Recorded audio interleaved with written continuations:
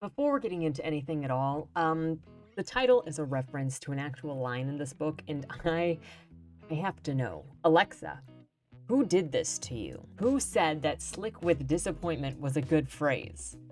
And more importantly, what kind of disappointment are we really talking about here? Is it a sexy disappointment? You know, because how exactly can disappointment look any other way? Plus, we know that we're dealing with bad boys and girls love bad boys, so sexy disappointment. I just need to know, okay? But I'm only asking because what the frick is this sentence? I'm cereal. Hello, everybody. My name is KirkpattieCake. I'm an author and robot, and today I'm doing a book review of Alexa Donne's new book, The Ivies. Maybe you know of her. Alexa Donne is a pretty big booktuber here on YouTube, and she talks about books and industry and writing and whatnot. So I read her last book, The Stars We Steal. I figured I'd read this one to look for some cohesive patterns, see what's up. Also, there's blood, so we'd see what's going on. But before we get started, two things. LBRY for August is currently open and accepting submissions, so if you'd like to have some of your creative work featured on this channel, check out the prompt down in the description below. And number two is Pitch Fit for the third quarter of this year is also accepting submissions. So if you have a book that you would like to pitch to the audience on this channel, check out that link down below and get your pitch ready to find your readers. So with all of that said, let's get into the synopsis. This one's going to be a doozy. I already apologize for how long this video is going to be because, look, I worked down this script from 30 pages and 17,000 words to 23 pages and 13,000 words. There's a lot to say, and I want to go over it fairly thoroughly in plot. So when we get down to the business, you kind of have something of a picture that I got. So please bear with me. I hope you've got your drinks and snacks and you're ready to experience this story secondhand. I'm going to do my best for you. So the novel opens with a prologue explaining how important Ivy League prestige is to people before segueing into the focal point of the story, the Ivies. The Ivies are a group of supposed mean girls at the private school Claflin, and they'll do anything and everything to give themselves the upper hand to get into the colleges of their choices. They'll cheat on classes, lie, or steal to get high-ranking positions in their clubs and use people. The five girls are these: Olivia, the poor scholarship student who will also be our narrator; Sierra, the black technology and robotics genius who is also a rower; Margot, the Asian actress who stars in every play after someone claimed racism when she wasn't the star; Emma, the white do-it-all involved in many different clubs and who kind of seems like a nice girl; and then Avery, the boss bitch. This segment of the book ends with, you make these connections with the meanies because shit is hard. Chapter 1 starts with Olivia sharing that she lied about her test scores to get into the Ivy Leagues. Around this time of year, December, winter finals, everyone's nervously awaiting early acceptance letters from their schools of choice. She then talks about how rich people get everything they want because they have money, and money allows you to break all of the rules. Olivia also tells the reader how her group of friends, the Ivies, works. They have a deal that they'll all apply to certain schools, certain Ivy Leagues, so they won't be in direct competition with one another for the open slots. There are 4 other girls in her group, like I just said, but the most important one is Avery, because she has claimed Harvard, and, well, Olivia also wants to go to Harvard, so she applied behind her friends' backs. While also talking about this, she shares that she doesn't have the benefits of a good guidance counselor with connections to get into Harvard like Avery does because she has a brand new guidance counselor. Mind you, we'll learn later that this is actually a complete lie that was either forgotten in editing or was deliberately told to the reader to mislead the reader, and it's a complete falsehood told by the main character. But even though her counselor is new, he did have connections that she apparently used to get into Harvard, and they say that in later part in the story. So I would like to know what some other people think on that.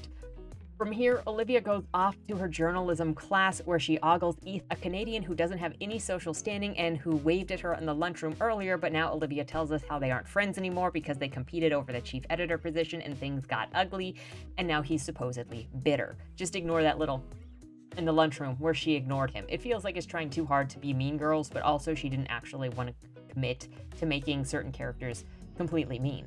Olivia shares a little bit more about their background together and how she is super thirsty for his attention. Someone in class gets their school choice email and everyone cheers. Olivia's reminded about how she applied for Harvard and the mean girls will hate her if they find out what she did, and she's like, Brah, did I make a mistake? As she panics, she thinks about how she's not rich and how she can't afford to go to Harvard even if she gets in. She reminds us that no one knows she applied, and people will be mad because by mid-chapter 2, we've clearly forgotten, just like we could not remember that Gwen was dying for the first 2 chapters of Cyborg Tinkerer. Olivia then logs into her college application portal to check for changes in her status. This is followed by a chapter of dropping a bunch of meaningless names doing meaningless things as people are accepted or rejected. None of them really matter. Olivia then goes to her job on campus and hangs out there for a while, answering questions and listening to angry parents as they yell at the headmistress because their children didn't get the early acceptance letters they had been hoping for. Olivia then goes on break, checks her email, and discovers, oh my goodness, as if nobody saw that coming, she got into Harvard. Immediately coming back from her break, Avery's mother is yelling at the headmistress for how her daughter did not get into Harvard. Sierra comes into the office and complains about how racist Avery's mother is after spending all of the book so far on worrying about what her friends will do if they find out that she applied to Harvard and got in. Unprompted, she just vomits it all on Sierra that, hey, I got in. And Sierra is like, why would you do this? Why would you even tell me? I don't want to be part of your scheme. And Olivia is offended that her friend isn't going to be happy for her, even though she's spent the last 3 chapters saying that this is exactly what would happen if she told any of her friends that she applied for Harvard. I'm not really sure why she's that confused. Sierra tells Olivia to lie that she got in and where she got in to keep Avery off their backs, because Avery can be super harsh and super judgmental. Somehow, Olivia's even more hurt that she can't share this accomplishment with Avery. Later that night, the girls are called into Avery's dorm for an emergency meeting to look over who got into what school and who might have cheated her out of her Harvard acceptance. Sierra and Olivia pretend that they're dumb and volunteer to ask around. So Claflin's school has a tradition that following early acceptance, there's a pizza and alcohol bash on the school campus, celebrating and lamenting successes and failures on early school acceptance. After this, Olivia sits in her dorm talking to her mother about getting into Harvard and how student aid won't help her pay for it. Emma then comes into the room because they're dorm mates and proclaims to Olivia that she also got into Harvard and she's the reason why Avery's miserable. She tells Olivia that she is going to confess to Avery because Avery is her best friend since childhood and she thinks she should know, and she doesn't want to torture Avery with this information.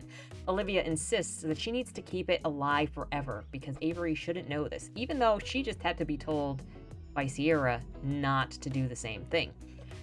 I can't really express how confused I am in this situation at this point because Olivia is clearly fearful of Avery, but Emma's not. So it doesn't really feel like there is a stake here, and multiple people are working behind the boss bitch's back.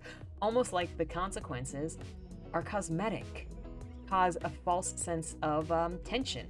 Also, I don't really get the point of this union if there's no benefit to anyone within the group. None of these girls want what Avery wants, to the point that they're all just not benefiting and making things worse by going behind each other's backs for everything.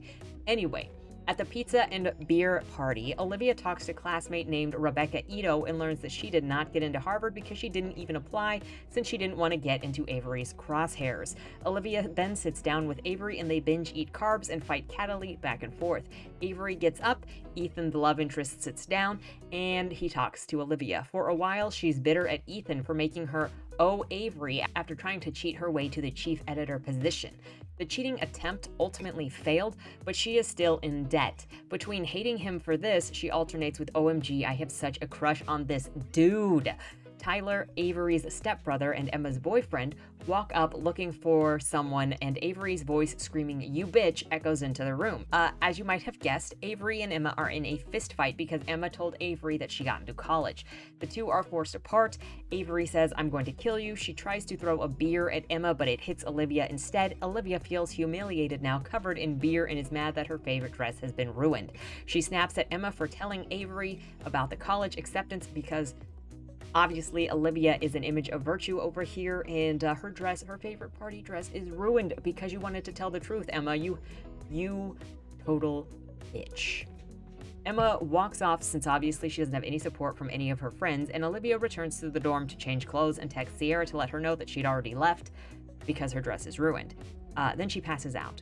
Olivia wakes up from an uncomfortable nightmare and notices that Emma still hasn't come back yet, even though it's late. She sees Emma's sweater from the party and I think her phone there somewhere. Feeling like something is off, Olivia sneaks out of her dorm to wander around the campus. When she finds nothing, she returns to her room and falls asleep. The next morning, Sierra shows up at Olivia's door because they're both on the rowing team and they head over to the boathouse together. While traveling, Olivia and Sierra trash talk Emma for being so oblivious to other people's feelings because she is just so dang happy all the time. How could someone think that others would genuinely care about their accomplishments? Ugh, that girl is so disassociated from reality. Sierra mentions that Avery seemed unhinged level angry at the party last night, but immediately squirms when she's asked if something happened after Olivia left. She drops the subject. They reach the boathouse and hang out a bit, waiting for the other teammates to show up. Olivia complains about how much she hates the boys and how lazy they are because the boys' rowing team shows up a half an hour later than the girls' team, but is somehow still better at them at rowing. Why do they even get to sleep in late, she wonders.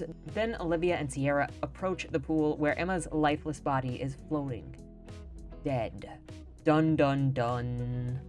The rowing team hangs around outside while the body's identified and moved. Detective Cataldo eventually comes out and asks Olivia to come forward.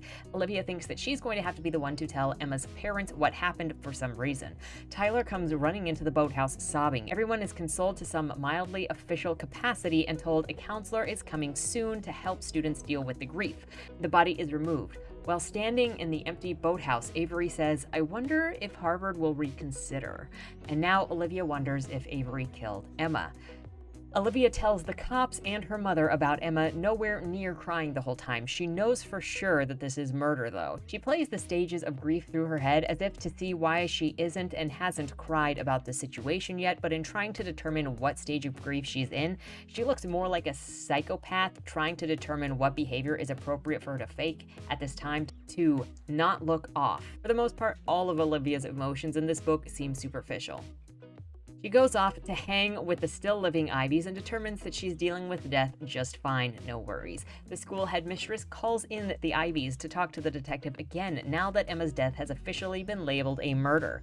Then there's a low-key memorial service where everyone's dressed up and eating to mourn together. The crew is obviously drinking alcohol right in front of adults, but Olivia makes sure to say they have to turn away when they sip the alky so that the adults don't know any better. It's just one of these. You can't catch it. Yeah, the school is being cleared out early because of the murder, and Olivia thinks that how hard it's going to be for her to afford a new plane ticket because she's poor and the one that she has is for winter break and not for leaving early. Avery's mom informs everyone that she talked to the headmistress so that they could take finals over the weekend rather than putting them off due to the murder. Since Avery didn't get into Harvard on early acceptance, it's super important that she not miss any finals so she can apply for other schools. Tyler wanders off to be alone, and Olivia stuffs her face at the buffet table. There, she runs into her guidance counselor, Mr. Tipton. They exchange pleasantries, and then they share how they're both disturbed by what happened to Emma. Olivia mentions her seeing the dead body freaked her out, and that freaks Mr. Tipton out, and Olivia thinks, oh, I'm a jerk because I'm oversharing. Sierra comes out of nowhere and tells Olivia it's time for an emergency meeting for the Ivies. In the bathroom, the Ivies talk over the timeline of the night of the party to make sure that they've got everything straight and the same things happened. Why? I'm not really sure character-wise why this is necessary. It feels like an attempt at a red herring to just say, hey, look, they're hiding something, while logically the situation itself makes no sense. This scene would have made much more sense if Avery was like, holy shit, you guys, I didn't kill her and I need you to vouch for me. But then there was pushback like, I mean, you did kind of say you were going to kill her that night, and Avery would be like, yeah, so? I didn't mean it. It's not the same thing. It's like if I said, hey, if you wear the same wedding dress as me, I'll cut you, bitch. Or if I catch you winking at my boyf one more time, I'll slit your throat, ho. Or if you take my spot at Harvard, I'm going to make Hannibal Lecter look like fucking Mother Teresa compared to what I do to your body. Holy shit, you guys, I need you. I didn't do it. Like, if you did something like that, it would have played much more naturally and much more funny and been much more over the top, because this book has been described as satire and dark humor. You can even see it on the cover here where it says, full of surprises and dark humor. That would have fit it, but instead you just get her going, we need to make sure our timelines match up. But why? None of them have anything to hide, and they weren't all in the same places. It's just a fake red herring. The rest of the scene is just Avery pressing people to not tell the detective what she said at the party, even though there was a whole horde of people who heard her say that she wanted that chick dead, that she wanted that chick dead. This obviously makes Olivia suspicious. The detective then walks into the bathroom and sees all the girls talking. She washes her hands while telling them that they're going to have interviews soon, starting with Olivia. The girls leave and the detective uses the toilet. Olivia runs into Ethan outside of the bathroom and tells him that the Ivies murdered Emma. Honestly, at this point, I would have been super suspicious of Olivia because let's face it, Olivia is not the most trustworthy person in this group, and she's throwing her mean friends under the bus really freaking fast. In the school, she's not known to be a saint either. No time is wasted in clearing her of suspicion, though. The detective comes out of the bathroom. Cut to interview time. The detective already knows about the fight over Harvard. Olivia laments the detective for saying she understands how admissions work for elite schools because clearly some middle-aged working-class detective has no idea what she is going through. Olivia is super judgmental, and Olivia gives off the vibes that she thinks she is not only better than the rich, but also working-class people because she is a working-class person who got into a school of rich elitists. So she's better than you, okay, bitch? Olivia tells the cop that LBRY said that she was going to kill Emma during the fight. While being interviewed, Olivia learns the security camera feed was cut during the time of the crime, which also means that Olivia was seen sneaking around the dorms, but they lost track of her when she went towards the boathouse, and it looks really suspicious. Olivia asks how Emma died, but the cop doesn't tell her. Then, like every innocent person in any tense situation, Olivia assures the detective that she would never harm a hair on pretty little Emma's head. Like, ever. It's immoral and wrong and frankly quite icky to kill somebody. By the end of the chapter, the detective is suspect of Olivia, as we all should be. Outside the interview, Olivia runs into Sierra where she briefs her on what she just told the detective. In the lunchroom, she runs into her classmate Seth. She knows of him because of drama they had 2 years ago when she catfished him so that Sierra could take the top position in the robotics club. She stood him up on a date on an important night. Olivia sits down with him and asks him about the night of the party. Seth tells Olivia that she is acting super suspicious by being focused on this situation, but still answers all of her questions. Before he tells her that she is a nice girl and she's not like the rest of her friends, and he doesn't understand why she hangs out with them. Olivia manipulates Seth into letting her see his phone so that she can look through videos of the party on his Instagram feed. I'm not sure why she couldn't do this on her own phone. She eventually finds one where Margot is walking off with Emma, then she deletes that and hands the phone back to Seth and says goodbye.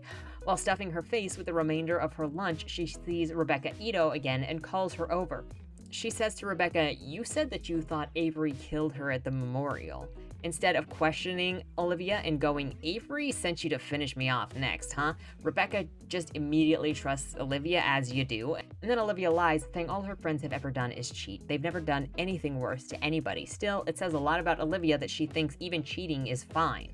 It means that she's ignoring what her choices do to other people who work for their achievements, while she is also crapping on the rich for cheating for everything that they have.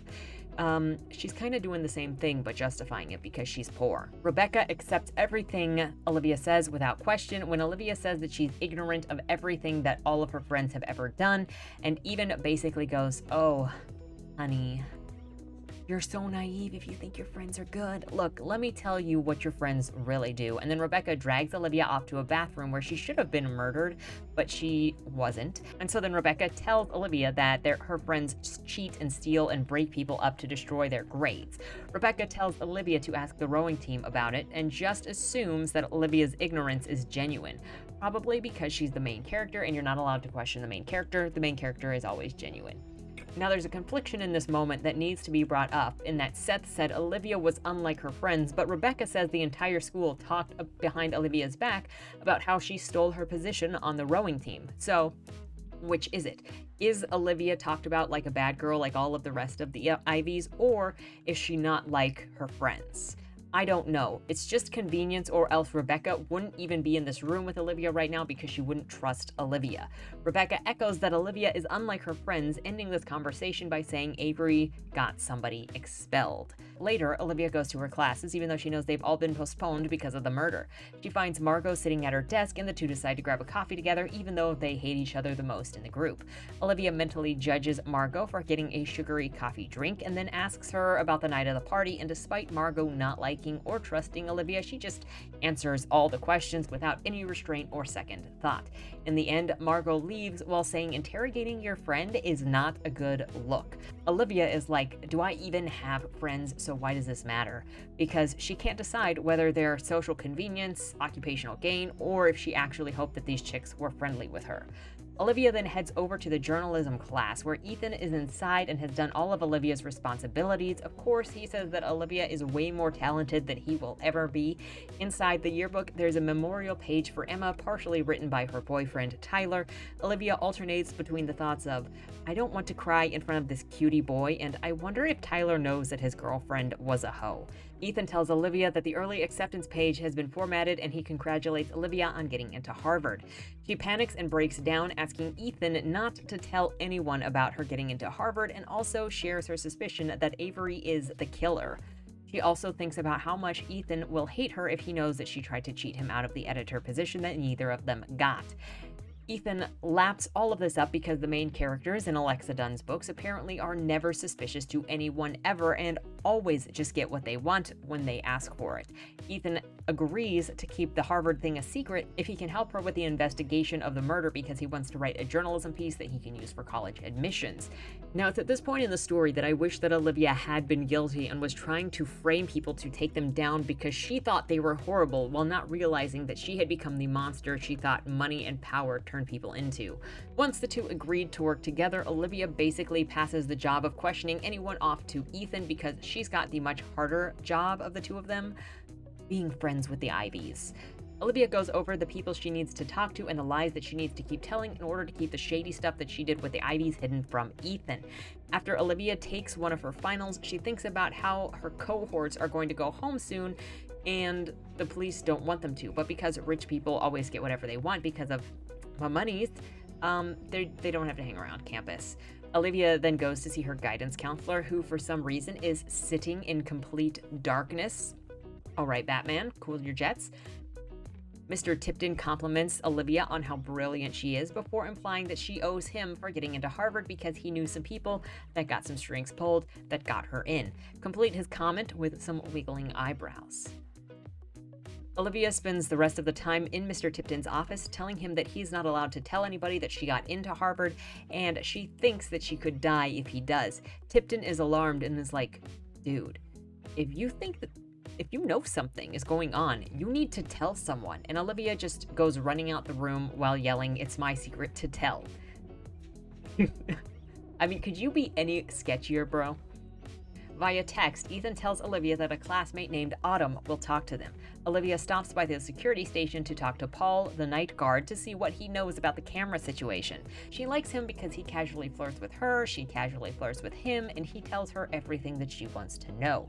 In this scene, though, there's not really much present. Olivia just walks up, asks Paul what happened, and he launches into his perspective of what happened that night, immediately without anything really else going on. It's one of the most forced interactions in the book, and it screams plot point, possibly red herring attempt. Olivia vaguely shares the experience that she had that night. Paul blames himself for the murder. Olivia then discovers the cameras were hacked and thinks that Sierra might be involved because she can hack that stuff. She leaves Paul and runs into Tyler, who needs a new school ID card. While they're waiting for his school ID to print, she asks him about Emma. He confirms that Emma was in his room for 30 minutes that night and then left. Olivia goes to grab Tyler's ID and says goodbye to him.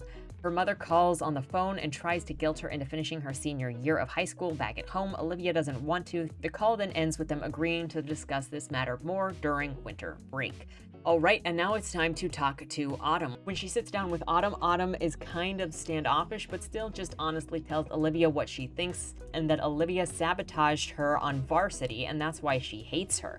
Olivia says that she had no involvement in that, and Autumn immediately believes her, no questions asked. Oh, then I guess it was just your friends, huh? And they're the ones that did this to me. That's Autumn immediately when Olivia's like, hey, look, my hands are clean. Then everything between the two of them is all good. Olivia reflects on how her and her friends always went the deniability route by helping each other get what they wanted so they could say, hey, I didn't do anything. Olivia dismisses the accusations and examples of tampering from her friends with, oh, that's it? And you want me dead for this? You're such a bitch. Autumn just responds with how hard she had to work to get back into shape, and Olivia finally thinks about how the things that she has done have disadvantaged others. Olivia just now discovers that her friends have done terrible things that she's not privy to, even though the entire school gossips about how terrible the Ivies are, and she knows they do terrible things in the prologue, but pretend that she doesn't know any of that. She's ignorant to everything that anyone was doing or saying all of the time. Olivia just can't hear bad things. Olivia then learns that Avery slept with some girl and was using it to blackmail her, since her parents were super conservative and super Christian, so clearly they couldn't love their child if she was a lesbian. Eventually, Olivia apologizes to Autumn for the bad things that happened to her, and Autumn says, it's fine.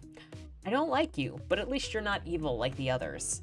Olivia hangs out with the Ivies, drinking and thinking about how she's hurt that they kept secrets from her. She questions why she wants to be accepted so bad and thinks that she is a better person than everyone else. She decides she doesn't like who she is when she's with the Ivies, which implies that she's a different person when she's around them, but Seth and Ethan and all of the others have straight up told Olivia that she doesn't belong with them and isn't like them. So I'm confused by how she actually behaves when she's with these people. Olivia starts probing her friends for information, but then feels bad thinking that Avery might have killed Emma because Avery shows a little bit of grace and doesn't seem like she's a killer. Avery teases Olivia for liking Ethan, and Olivia teases Avery for liking Tyler, and Avery shudders because secretly she's a lesbian, and literally every time getting close to a man is mentioned, Avery shudders, just to prove that she's a lesbian. Avery then tells Olivia that Tyler was cleared by the police and is not a suspect. Ethan texts Olivia asking her to hang out, partially drunk from hanging out with Avery. Olivia decides that she needs to put on a nice shirt with a plunging neckline just in case you know something is going to happen, because murder makes you horny. Am I right? I know I am. When they meet up, Ethan takes Olivia to his room where he tells her about the sexting setup that Seth was victim to, and Olivia was the one that was leading him on, but Olivia lies and pretends that she didn't know that it was going on and that her friends had done it. She has no regret about this situation. Her only fear is that the boy she has a crush on might find out that she is kind of a bad person. Ethan probes Olivia for new information. She tells him about Kayla, the girl that Avery got expelled. Apparently during student elections, she made a bomb threat. Ethan is pretty sure that was a setup, but Olivia refuses to believe that her friends would do anything like that, despite how she doesn't trust them personally at all. Olivia assumes a boy murdered Emma out of jealousy because men with hurt egos hurt women all the time. Olivia leaves Ethan saying that they'll talk more about it later and runs into Tyler putting up flyers for Emma's vigil. She notices that he doesn't ask her about how she's doing with the grief, probably because she's a psycho with no emotions, so why would you even bother? Sneaking out the back of the building because it's dark, she thinks, wait, why didn't I use this secret path the night that I went looking for Emma? Because it's hidden from the cameras. Somehow this isn't a sketchy way to think, and it really doesn't come back into the story about how any of this matters. Olivia returns to her dorm and wakes up to a threatening anonymous email. Kayla sends Olivia a message on Instagram saying that she'll meet and talk about things. Olivia meets Ethan for breakfast and they talk about the situation. Olivia tries to go through the school mentally and work through the crime, but it doesn't really work and her phone notifications interrupt her thoughts. Ethan brings up the security cameras being hacked and how that could be Sierra because she's a pro at hacking things. Apparently, despite Olivia having this same thought 2 chapters ago, she's surprised at the suggestion. Genuinely surprised. The two split up to take some finals. Olivia's done early because she's a genius and she only needs 30% of the time these stupid rich kids need to finish testing. Leaving the classroom, she runs into the detective. She tries to use her work study to escape talking to the detective, but the detective follows her all the way through. The detective asks Olivia a bunch of questions about Emma, including her relationship, her boyfriend, any disruptions to regular sexual activities, and Olivia accuses the detective of slut-shaming. The detective confirms with Olivia that Tyler was cleared, even though she seemed upset that Olivia knew this bit of information in the first place. The detective tells Olivia to be careful around her friends because they aren't like them, and Olivia protests that she says anything. The detective tells Olivia to be careful around her friends because they aren't like her and the detective. Olivia protests that she's anything like the gross working class detective. I don't really understand this dynamic in this scene, mostly because Olivia's not consistent in wanting to be either like the Riches or wanting to maintain herself as someone who came from a working class background. After the detective gets enough information from Olivia, they arrive at the office where Olivia works. The headmistress straight up insults the local police while demanding that the FBI are taking over this case, even though the FBI doesn't have jurisdiction. Olivia is called away because she is the only person apparently who knows how to use the ID software. After work, Olivia returns to her room to look for Emma's phone because even though the police have already been through the room to collect all of the communication devices, she's hoping that they missed a secret phone. And as luck would have it, there was a secret phone in a Wheat Thins box in an underwear drawer that apparently nobody bothered to pick up. Olivia takes a nap while the phone charges. A knock on the door wakes Olivia, and on the other side is Sierra asking if she wants to go to dinner. While walking, Sierra sees Olivia is texting Kayla and asks her what she's doing. Olivia says she's looking into the murder situation. Sierra calls Olivia stupid and says that she needs to drop it. Olivia accuses Sierra of hacking the cameras. Sierra gets defensive, and Olivia storms off. Back in her bedroom, Olivia cracks the phone password by looking at Emma's Marie Antoinette things without really struggling for the password at all. She sees a chain of flirty messages with somebody named Beau. As she reviews the food emojis and dick pics, Olivia receives another text telling her to stop meddling. Like, for real this time. Super serial right now. Stop it. Olivia texts Ethan asking him to come over but doesn't tell him about the threats she's received. While Ethan looks over at Beau's text, Olivia smells Ethan, thinking about kissing him and likening herself to a serial killer for smelling him. Just as she's about to make her move to slit his throat, he stumbles across the dick pic and the mood is destroyed. They also figure that Beau lives in the same building as Tyler, which makes sneaking in easier. Ethan and Olivia whittle the suspects down to 22 people, all white, because as Olivia says, quote, Claflin is lousy with white dudes. I just have to take a moment out of this synopsis to ask Alexa what the takeaway should be here, because having made it to the end of this novel at this point, and the motivating factor of the villain being dismissed as, oh, he's a racist white dude who doesn't recognize his privilege, I have to ask if Olivia's racism is supposed to be a critical feature of her character or a praised one, because she's a bad person, and I never grappled whether Alexa's goal was to make Olivia a sympathetic, good character who had a spiral downward, or if she was always supposed to lack self-awareness and be evil, because Olivia is, very much the latter in this situation. With this book specifically, it was very hard for me to grapple when I'm not sure if the author's intent was for Olivia to start out good and go bad, or to start out bad and get worse, with most of her opinions being wrong. Now, I know Alexa said in a Q&A that Olivia is wrong a lot, and I'm just wondering if this is one of those situations as well, because the climax of the novel makes me think that it's not. But I'd be interested to know what the author's opinion is here and what the other readers of this novel took away from the opinions of the main character. Anyway, getting back to the story, Ethan and Olivia find a message from Beau talking about the rowing shed, so the two of them head over there and they find a secret hangout spot that Olivia was never invited to. They jack some drinks from the bar before discovering a burned Harvard sweater, Avery's old Harvard sweater. While leaving, Ethan and Olivia hear somebody coming. It's Margot and Avery saying that they need to get rid of something before the cops find it, and then at the first chance they get, Olivia and Ethan run out without being discovered. The two of them then meet Kayla at Starbucks. Olivia judges Ethan for getting a caramel macchiato but pretends that she doesn't by saying, I don't assign gender expressions to drinks. When Kayla arrives, they talk about how she's doing so much better since reform school. She's zen and chilled out and has smoked a little bit of pot. Even when Olivia insinuates that Kayla is guilty in this whole expulsion situation, she doesn't respond to the accusations and acts like an NPC, waiting for Olivia to ask literally the right questions. And then she tells her everything. This scene launches into a very specific back and forth, which ends with Kayla claiming that Sierra copied her SIM card in her phone and made the bomb threat that got her framed and expelled. Leading up to this situation, Avery laced Kayla's drinks with Adderall to make her look unstable, and she had access to unlimited drugs through her mother being connected to the largest pharmaceutical company in the world. Ethan spills his drink. Olivia asks him to go and get a scone, and while he's gone, she asks Kayla what she thinks really happened.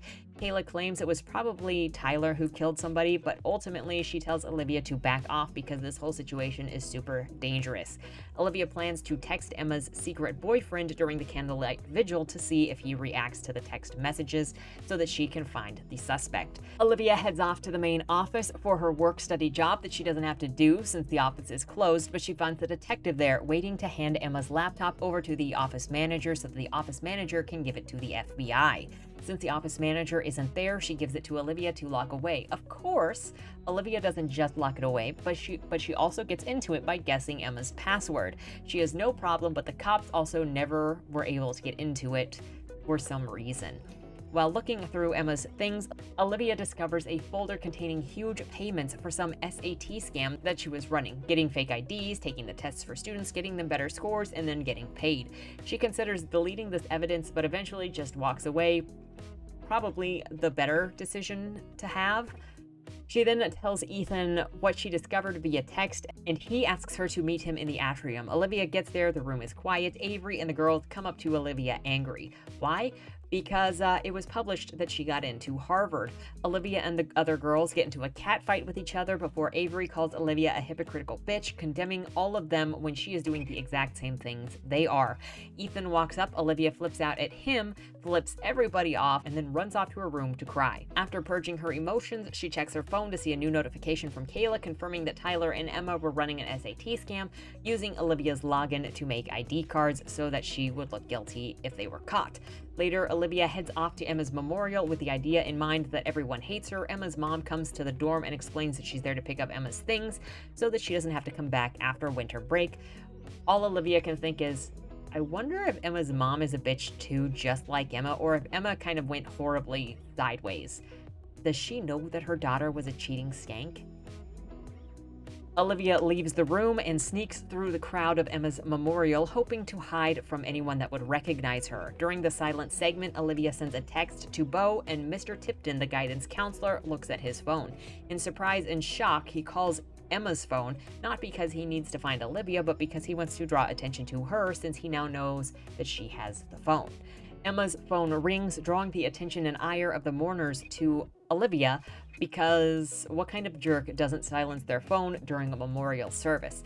Olivia shuts it off fast, but by that time she looks up, Mr. Tipton is gone. Olivia runs away out of the memorial service and runs into Mr. Tipton in a dark area between buildings. Mr. Tipton fights Olivia to the ground to steal the phone and to smash it, while Olivia calls him a rapist for being in a relationship with a 17-year-old. The detective shows up and arrests Mr. Tipton, while Olivia is helped back up to her feet. The detective wants to talk to Olivia and get her statement, but Olivia also has to be taken to the hospital first to have her checked out. Avery volunteers to take Olivia to the hospital, and Tyler asks if he can come with. At the hospital, Olivia gives her statement to the detective, and then Avery and Olivia head back home to the dorms because Tyler is already gone anyways. I don't really know what the point was with even bringing him up.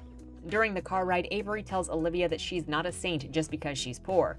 But still, Avery's always liked her because she's the main character. I mean, because she's ambitious. Avery accepted her into the group for that reason and protected her from getting her hands too dirty. The rest of the car ride is an attempt at a heart-to-heart, so the girls aren't actually mad at each other by the end.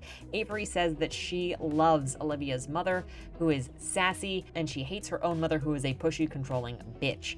They say goodnight and part ways. Olivia considers that she might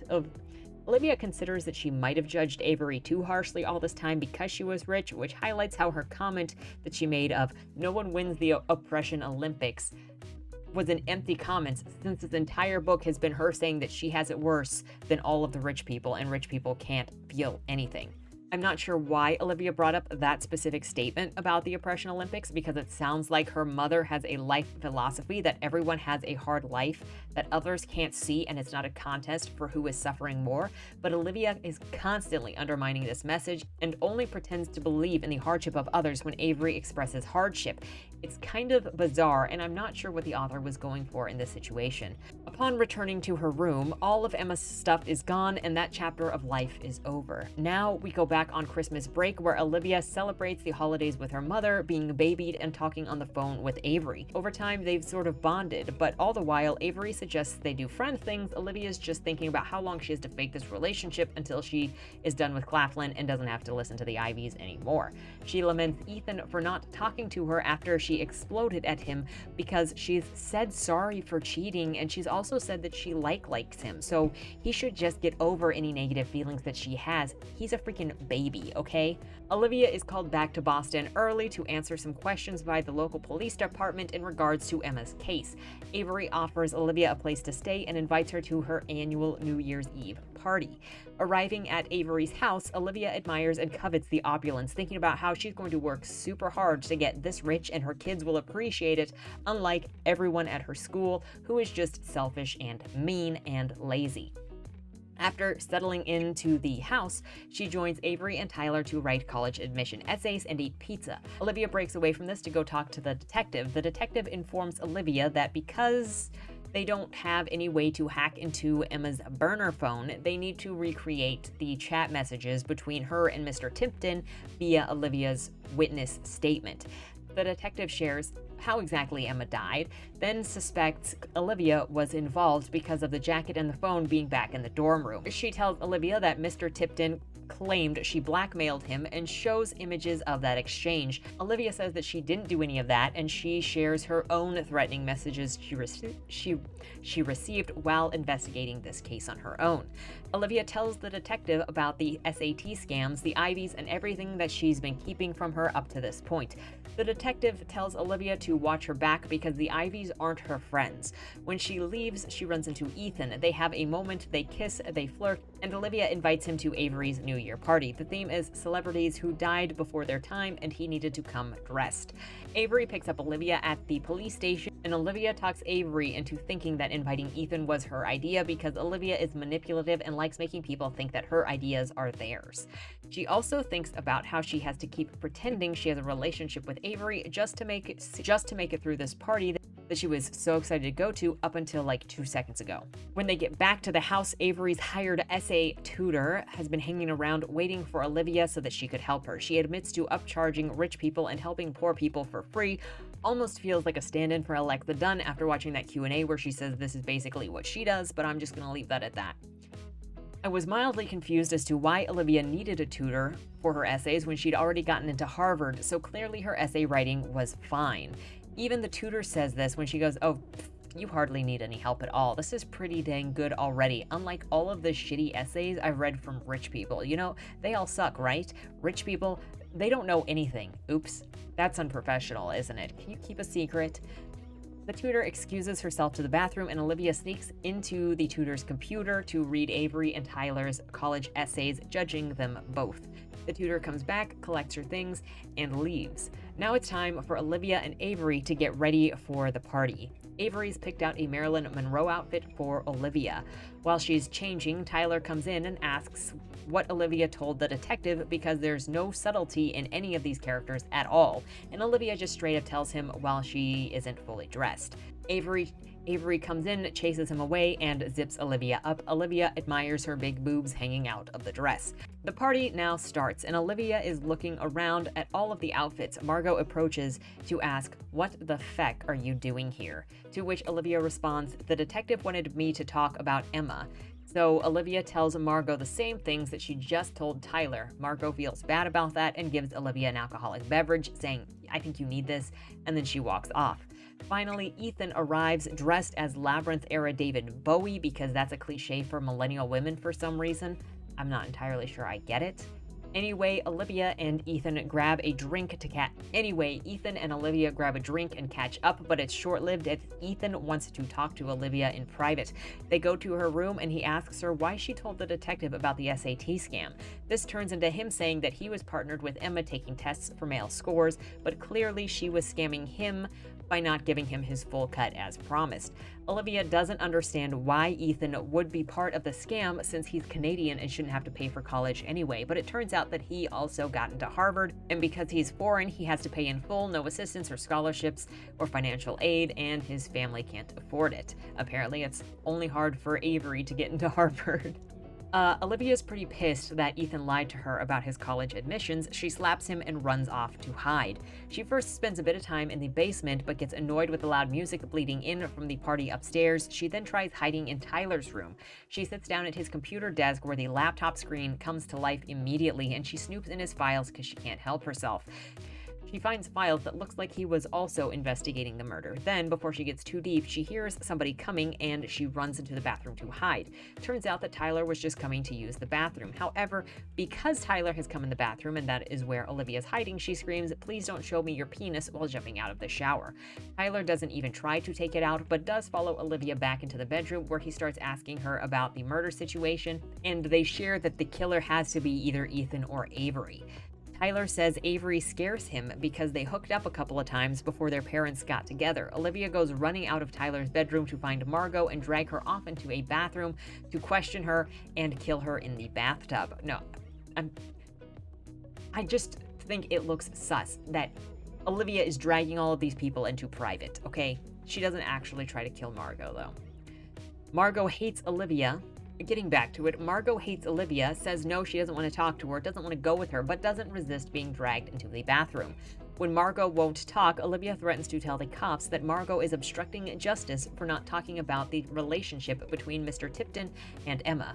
Margot calls Olivia a rat. Olivia then goes to Avery and asks about the blackmailing of Mr. Tipton and says that she knows Avery had a relationship with Tyler and that she was jealous of Emma.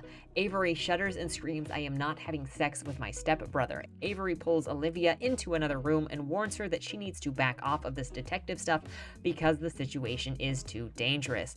Now Olivia is positive that Avery is the killer.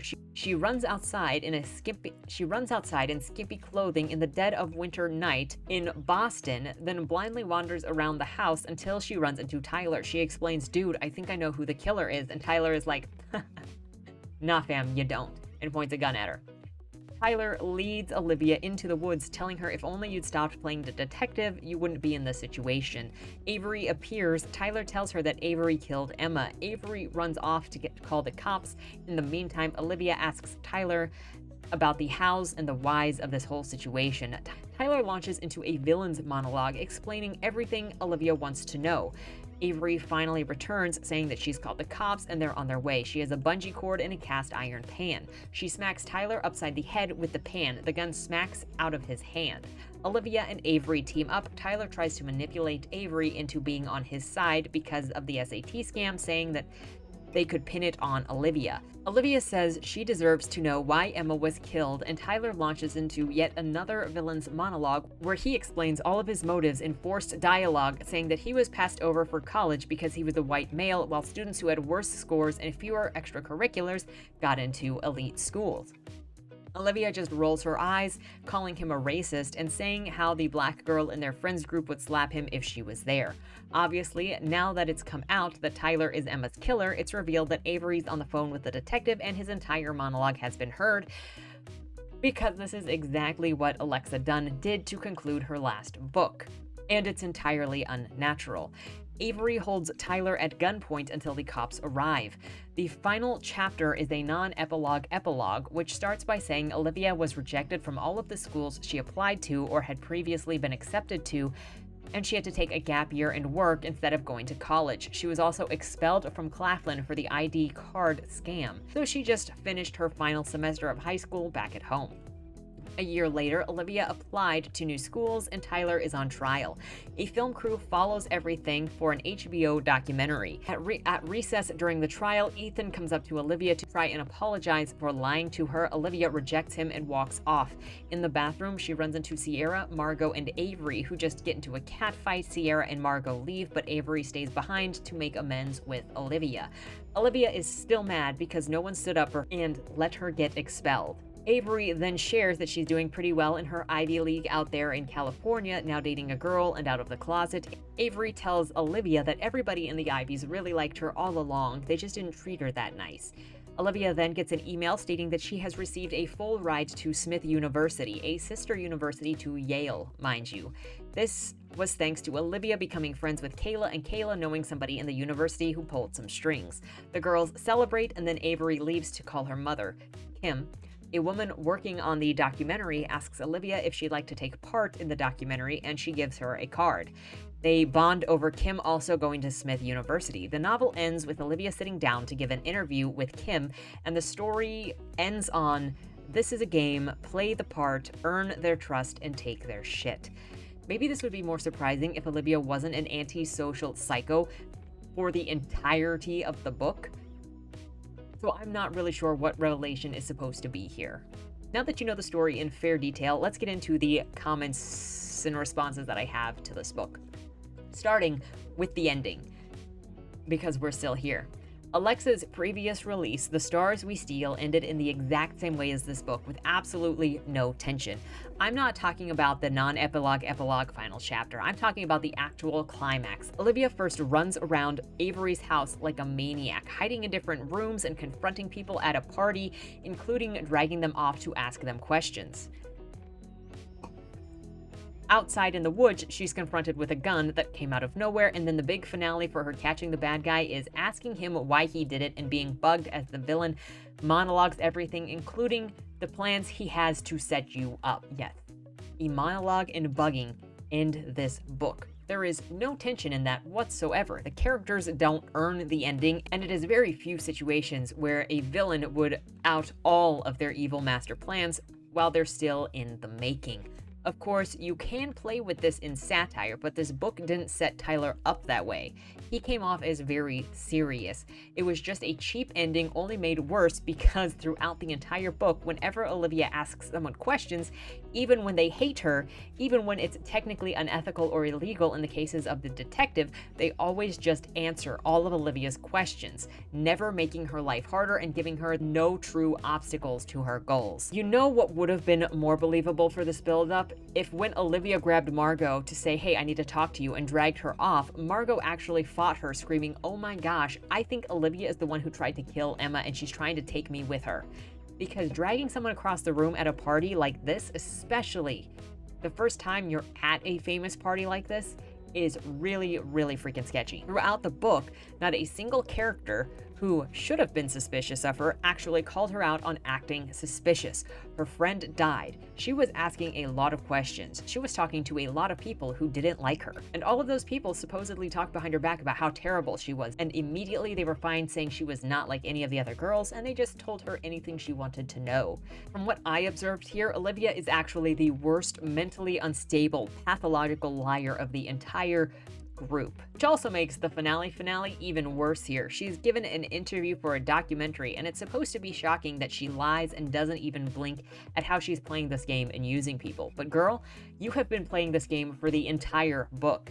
You have been worse than the other girls because number one, you actually don't acknowledge anything that you've done that's bad, and two, everyone around you says that you're perfect. So lying, playing a game, there was no character arc. There wasn't even a villain's arc that went down. Olivia was just a bad person, always bad, lacked a conscience, guilt, remorse, and in some cases, it seems that she didn't have feelings at all. Speaking of Olivia, so I watched the Q&A that Alexa Donne did about this book to try to get more context for what she was trying to do with Olivia.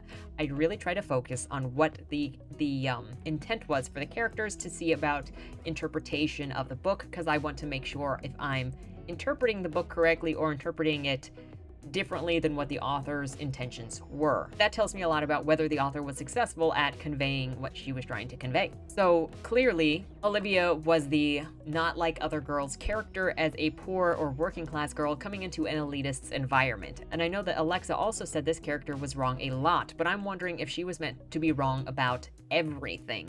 Olivia's character came off as conniving, manipulative, emotionally unfeeling bitch for the entirety of the novel. She's judgmental, racist, prejudiced, and always saw other people as tools to be used to get what she wants. I actually like the idea of someone from a different class coming into an elite class environment thinking that they're better than everyone else, but being the very monster they say they hate. However, I'm not sure if that was the intention Alexa had, or if she even knew that she did that. Constantly, all of the side characters are telling Olivia just how she's not like her friends and she's a much better person than her friends. Even her mean friends are telling her that she is too pure and too good for them, to the point that they kept protecting her and making sure her hands didn't get too dirty. This echoes what Alexa did with Leo in her previous book. It wasn't deliberate, but a sign of a Mary Sue, where the character was selfish, manipulative, semi-psychotic, but everyone told you, the reader, how great Leo was so that you would know how great she was, since you couldn't see it on the page. Some other areas where Leo felt off, and including kind of psychotic, were when she freaked out about her dress being ruined as opposed to her friendships being ruined, and where she was systematically going through the stages of grief to figure out what she was supposed to look like. Olivia is basically the worst cheater of all of these characters and does much worse trash talking than anybody else in this book. She constantly acknowledges that she cheats and then dismisses it with, well, my cheating didn't actually get me the result that I wanted, so it doesn't count. She also equates a journalist chasing a story to her deliberately cheating to get a position. Even Margot apologizes more than freaking Olivia does, and Olivia thinks that she is self-righteous the whole time because she's poor. Then, when she's called out on this, she has the nerve to say, no one's gonna win the Oppression Olympics, so let's not even talk about this. Because yeah, when she's called out for not being a victim, she tries to let others know that let's not focus on victimhood, okay? Ultimately, I couldn't help but see Olivia as very similar to Leo, who was also the poor girl among elitists and not like them, because she was better than them. None of the other side characters could stick through to their type. They were all just generic individuals with barely any personality, and I knew what I was in for during the first chapter when Olivia said something about how kids get eating disorders during early acceptance time, and then referenced Avery making some kind of eating disorder joke, but she wouldn't write the actual joke. She just referenced that she made a joke and then had the character actually respond to the joke with true dialogue, because it didn't feel like Avery was allowed to make an eating disorder joke. They also cheated at everything and was assured that they were going to get everything that they wanted, yet they were consistently insecure. That could have actually been played on if Alexa Donne played it up, but she didn't. It was just a passing comment of the kids being cheaters, but also being nervous. Maybe that just goes to show that Olivia was projecting her assumptions of cheating from the start, when literally nobody was cheating at all, which justified a bunch of the nervousness. I don't know if this was intentional though, because Olivia really never reflects on it. At times, the author felt like she couldn't actually commit to writing the Mean Girls characters she had in mind, because she didn't want anyone to dislike the characters that she liked, and she didn't want to cross any lines by offending the wrong people, such as making insensitive jokes about eating disorders. So she played it safe and gave none of her characters distinct personalities. This only made it worse when the prologue talks about how cutthroat the Ivies are, that they'll do anything to get ahead, but then they constantly back off from being super bad because they're trying to keep Olivia safe from bad things happening to her. Well, let's be honest though, from the start, the worst Ivy of all was Olivia. Selfish, manipulative, self-righteous, judgmental, delusional, mean, unforgiving, and constantly cheating, but excusing herself at every turn while hating on people who she felt cheated her. She was worse because she expected others to cheat for her or to help her get ahead because she was poor, so she deserved it. But she would still cheat to get there and claim everyone else with money was cheating to get everything they wanted.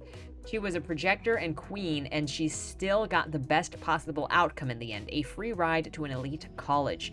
This was actually a better outcome than the start of the book, because she wasn't even going to go to Harvard since she couldn't afford it. Yet, with all of her lying, cheating, scamming, and nepotism she claims to hate, she wanted it all along. She just excused it for herself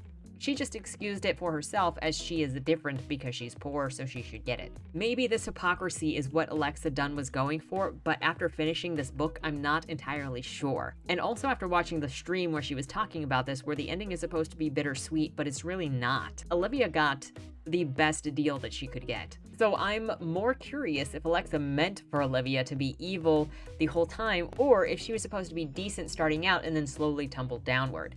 There were hints of that when she says stuff like, I hate who I am when I'm around the Ivies, but even when she's not around the Ivies, she's thinking of how to use people, so I really don't know what the intention was.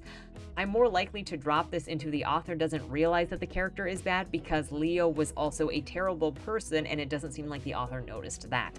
But let me know what you think in the comments. This book, like the last one, also suffered from the tropes of useless, evil, or love interest for her male characters.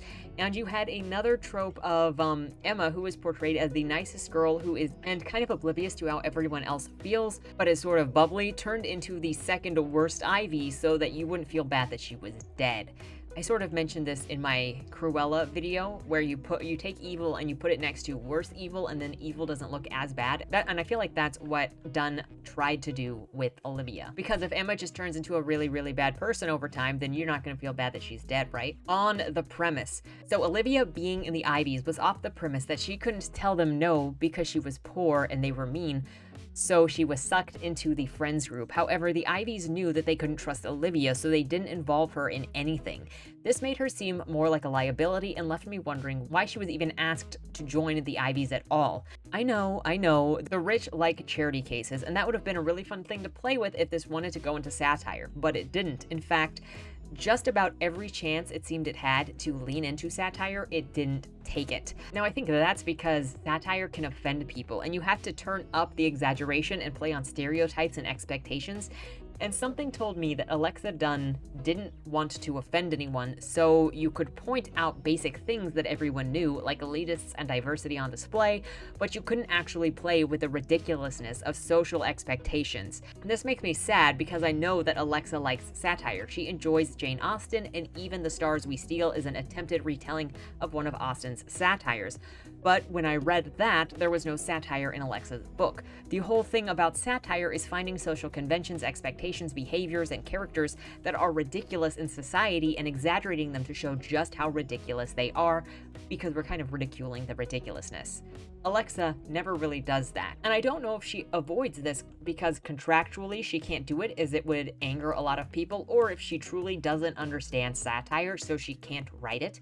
But it's sad since there are so many opportunities in this book to lean into the satire, and it could have been very funny and very dark. Some of the other areas to play with the satire, other than some that I mentioned above, were her mentioning the diversity for show. She mentioned that the class was over 80% white, but the paperwork and displays showed 60% non-white students.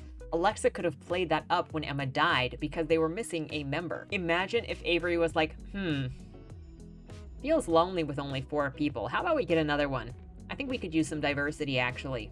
And then she'd point to a random person in the quad and say, hey, you, come here. Welcome to the club.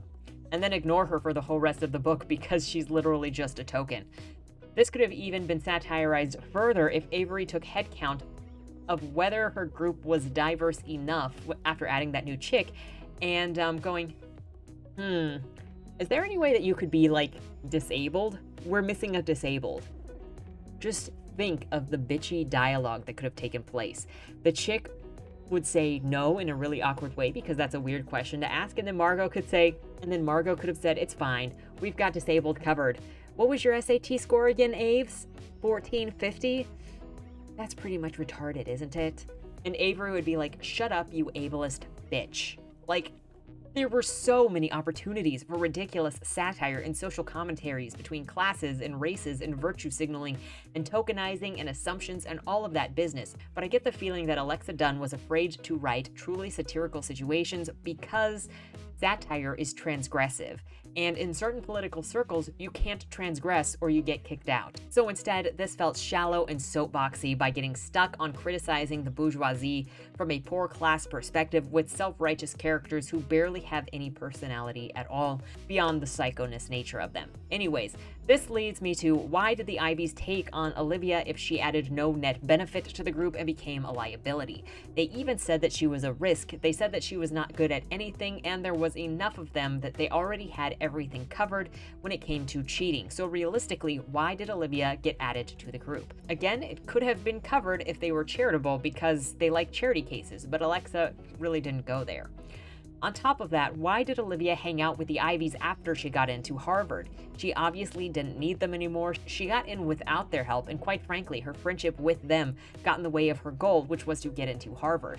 Additionally, Olivia bounces back and forth between thinking the Ivies are her friends and saying that they are just tools for her to get her what she wants. She genuinely, at times, thinks that they are her friends while knowing that she is going behind their backs to do things and they are lying behind her back. So I don't really understand, and it feels like just an inability to commit to one way or another. If she really thought that the Ivies were her friends, then she would never have gone behind their backs, or she wouldn't have been so afraid of Emma telling the Ivies that she got into Harvard, or of her telling any of the Ivies that she got into Harvard. But she spent like 3 chapters angsting about telling any of them because she knew that none of them were her friends, and then was immediately surprised when they were like, "No, you selfish bitch." So I don't really know. Also, why did she need to go into early acceptance and not regular acceptance? Maybe I'm just ignorant when it comes to applying for elite schools, but if she knew that early acceptance was a big deal for Avery and there were limited slots, why did she not just wait to apply for regular acceptance time so that she wouldn't step on those toes and she could still apply without a problem? It clearly wasn't over financial aid because she didn't have enough to cover the expenses. And then I was like, how rude is it that she took this spot for Harvard knowing that she couldn't get in, and then she took it from the very chick that she's sitting with, using the tutor of to get into other schools. Obviously, Avery didn't actually care about getting into Harvard. It was her mother that wanted her to go, but that didn't even show in Avery's actions. We needed more examples of Avery going to Harvard being pressure from her mother, but Avery not really caring. Instead, we got a bunch of forced tension to make it look like Avery cared, to just make her look guilty and be a red herring, but none of it made sense within the context of this universe or individual character motivation or any of that. I then failed to see how Olivia not going to Harvard is some kind of bitter ending, since she wasn't going to go there anyway. She said so multiple times, and then she got into an elitist school anyway with a full ride, so I mean, what? I'm supposed to feel bad?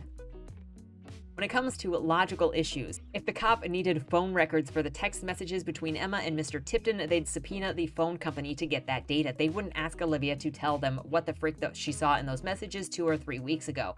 This is only made more possible when they asked the FBI to get involved, because the FBI could subpoena those records.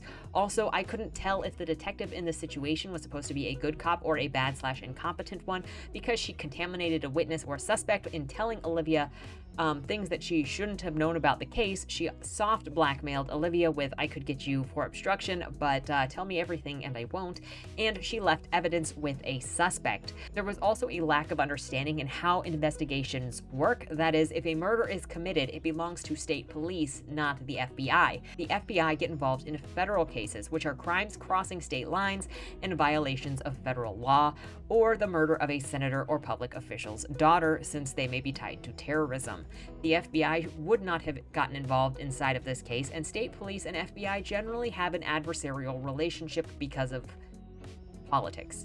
I'm not really sure if this was a point of hypocrisy Alexa was going for, but the whole time Olivia is complaining about how rich people cheat and pay their way to get whatever they want, she is doing the same thing. In the end, she also gets a full ride to a school by playing the game that she had been playing since the beginning of this book, and that's manipulating other people and making them think that she's innocent, poor, and naive. In the end, Olivia wasn't punished for anything that happened to her and actually was rewarded. Although Olivia is part of the Mean Girls group, everyone in this book just immediately trusts everything that she says and speaks with her like she won't lie to them, she could never lie to them, and use this information against them in any way. They truly think that she is innocent when she tells them that she doesn't know.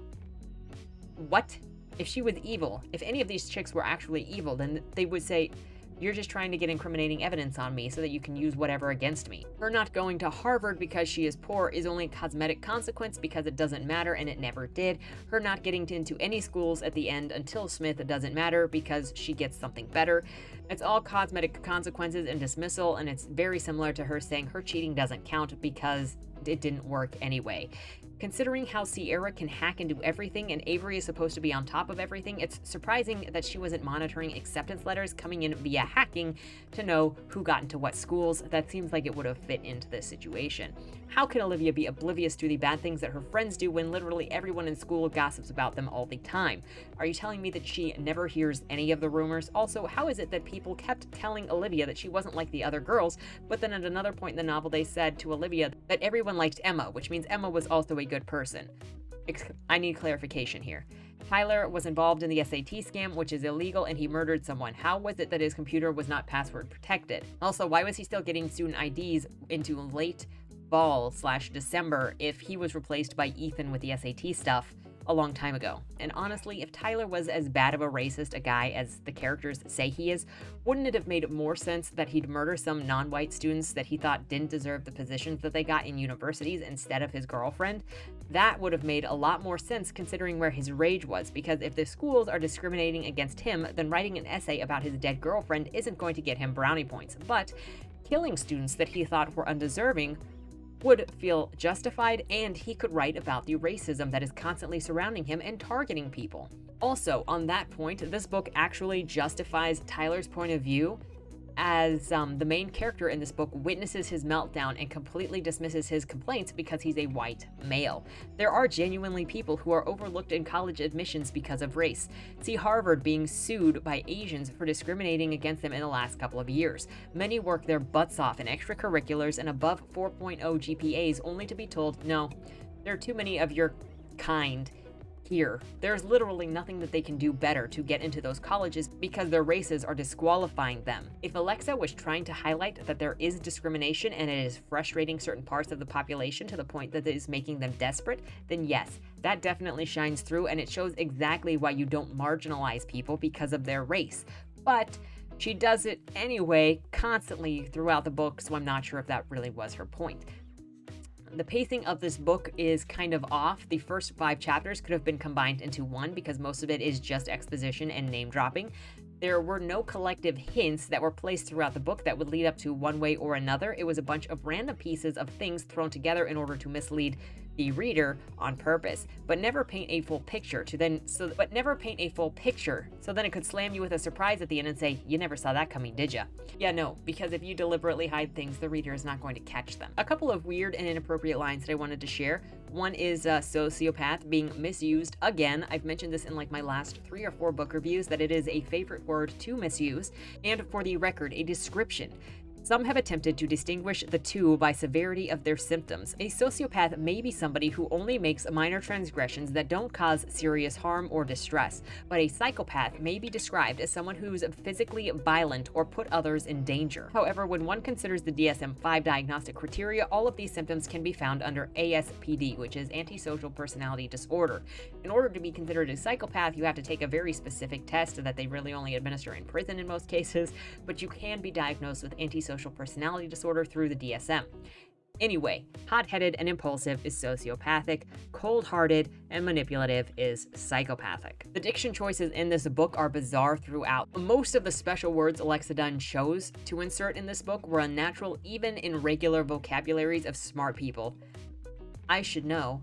I have a 400 level IQ. Respect. But this was just like Scrabble night of picking random words to throw in there to make her look smart. Here is an awkward line. Relief spreads through me like hot chocolate, the kind with whipped cream and sprinkles. This is some 50 Shades level metaphor, okay? There's a moment where she said, I knew who was being referred to when Avery was accused of getting someone expelled, in the same breath as she said, I thought that person got themselves expelled. You can't have conflicting thoughts in the same literal paragraph. Also, why did Olivia not take French? She took a German AP final at some point, but then later in the story, she speaks in full French sentences.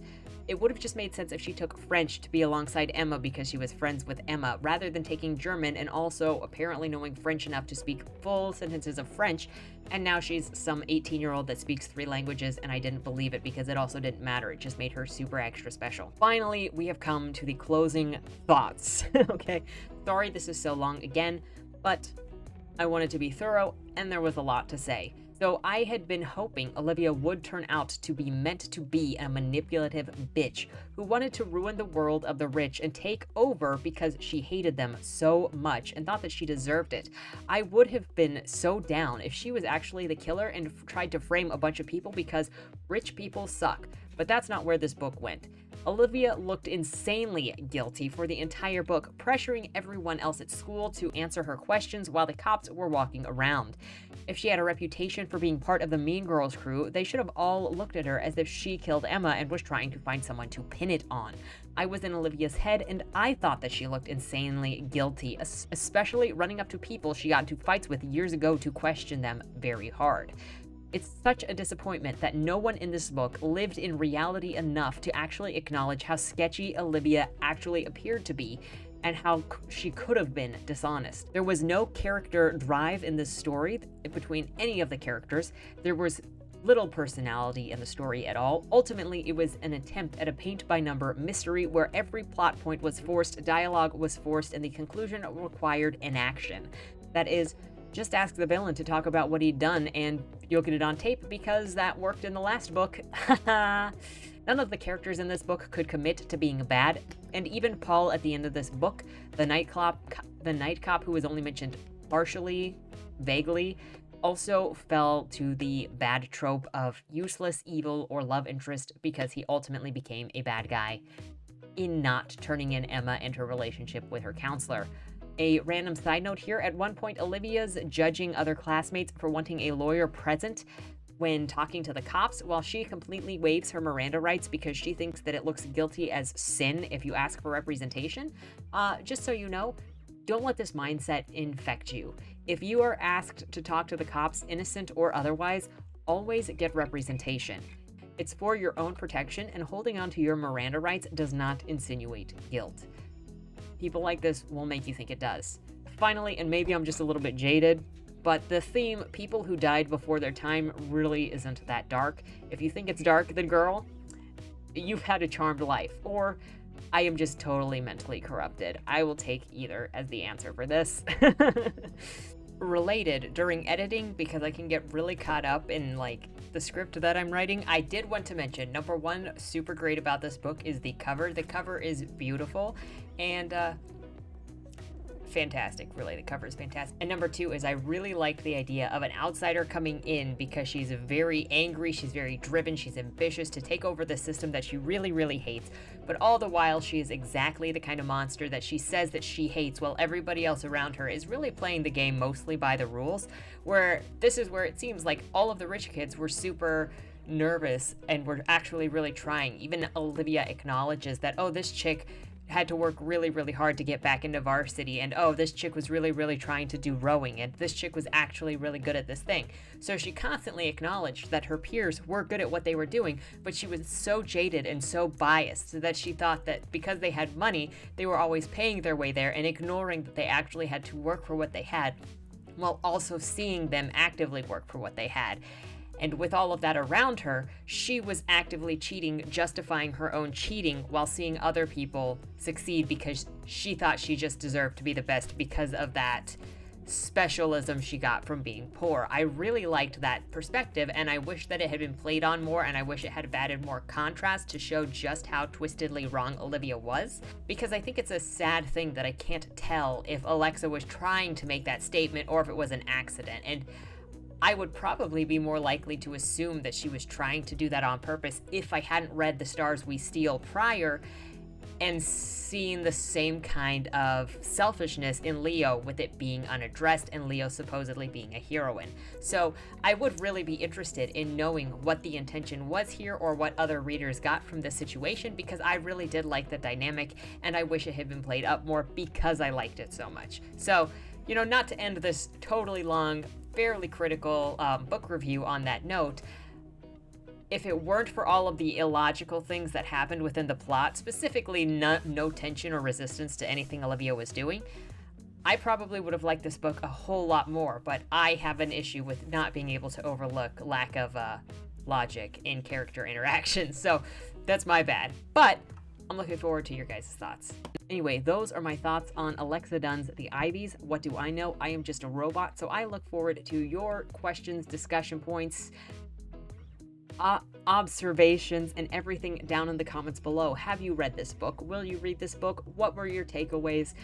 Even if I was not a fan of it, I still recommend that you read it if you're interested in it and gather your own thoughts. So with all that said, thank you so much for watching and putting up with me rambling for as long as you have. Hope you have a happy Monday and a good week. Don't die.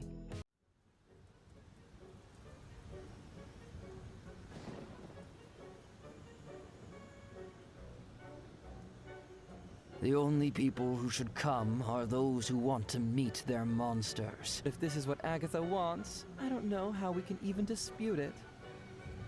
Show me your teeth. I change lives, baby. And I and them. Sweetheart, no bargains hold. Only fools know restraint. Only losers lose! If your scissors are dull, may I recommend sharpening them with leather? I think I hit you. Mima says I must have a guardian angel. To enter the ring but abstain from playing is suicidal. Your virtue makes you nothing but a liability. You're gonna die. You're gonna die. You're gonna die.